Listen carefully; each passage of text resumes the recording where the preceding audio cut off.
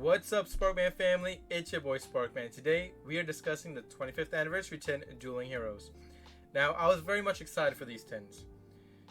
I will say that has definitely decreased a lot these past couple weeks, and not because that the cards coming out, because I think there's going to be very much valuable cards in the tins, right? With a lot of the core sets being in these tins.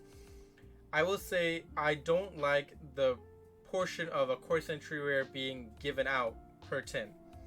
It diminishes the rarity itself, right? So that's why people are not holding this rarity in such a high regard, right? So when we look at the Starlight rare, for example, it's very hard to obtain. It's not easy at all, right?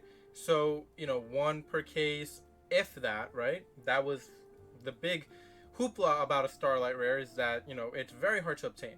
That's why it is where it is in terms of price value, and its rarity is still gonna hold its mark, I will say, in the market.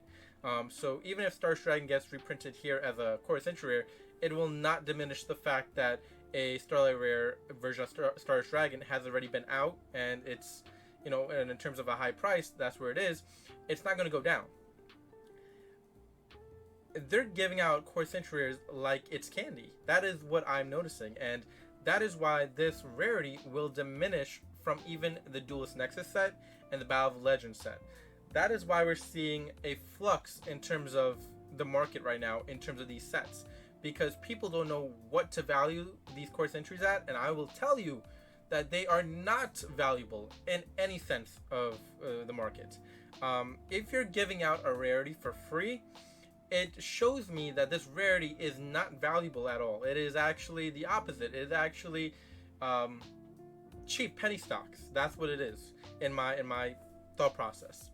Not to say the rarity is bad, because it definitely isn't. It's not a bad rarity. It's beautiful. Let me tell you something. It's very beautiful. I'm not a big fan of it. Don't get me wrong. I'm a Starlight lover. That's one thing. But I will say the core century rare is not hated. It's just not appreciated because of what they're doing with it. And it same applies here. It's the same that applies here. It's that it's not valuable if you're giving it out per tin. How I would have went about it is you get a core century every 12 tins. So 1 out of 12 tins will have a core century rare. And I think that, in my personal opinion, would have made the core century rare and these tins much more valuable, not for just now, but also for the future. So when we talk about holding the market in terms of a product, whether it be coming out and being the hoopla of everything, people wanting to buy it, rip it open, everything like that, and then also a year from now, people are still thinking back, wow, I still want to buy that tin and rip it open. That is what you're looking for when you're creating a product. Konami is failing to see this. They are just dishing out product like it's candy, and they're like, you know what, we don't care if you're buying it later on. That is not how you think as a company. Actually, the way you went about it previously in your beginning years of a company, in terms of bringing out certain things, was very smart. Now we're looking at a way of what you're doing is more of a cash grab type of thing, and it's not favorable for not just the company or its customers. So when you do stuff like this, it diminishes the market. So again, people will love that there's a core century rare in every tin, and don't get me wrong, I understand there's people that don't care about the money and everything like that. They just want cards and everything. I get that. I'm totally for that. But if we're looking at this in the terms of market, in terms of the prices, in terms of where it should be at, this is not good. This is not good. And the past 2 years of tins have shown us that these tins do not hold any value at all.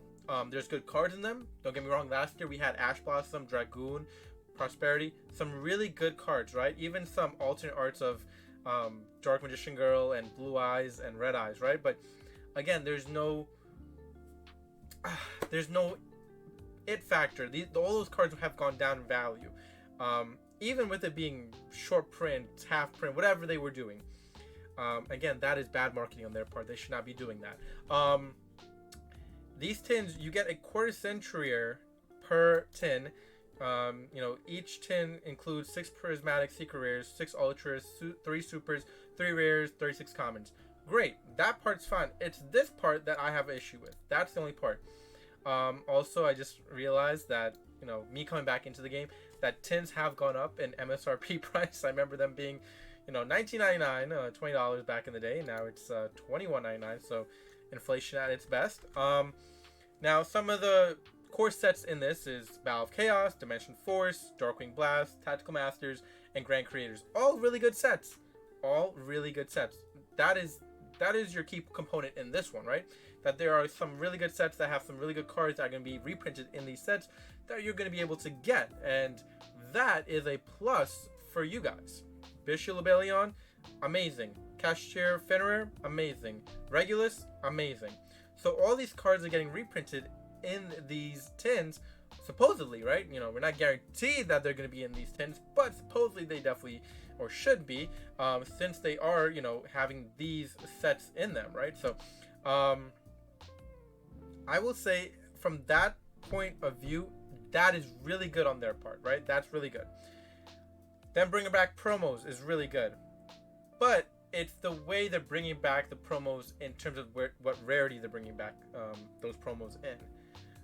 Yes, there is a multitude of Core Century rares you can get. So as we get to look at some of the promos in this tin, we get to see here, Galaxy Eyes, number 39, Black Rose, Blackwing Armor Master, Stardust, Elemental Hero Neos, the list goes on, Cyber Dragon, some, Rainbow Dragon. There's some really good cards in terms of Core Century that are going to be in this. By the way, I don't know why Red Eye's getting its second same artwork as a Core Century rare. It makes no sense to me.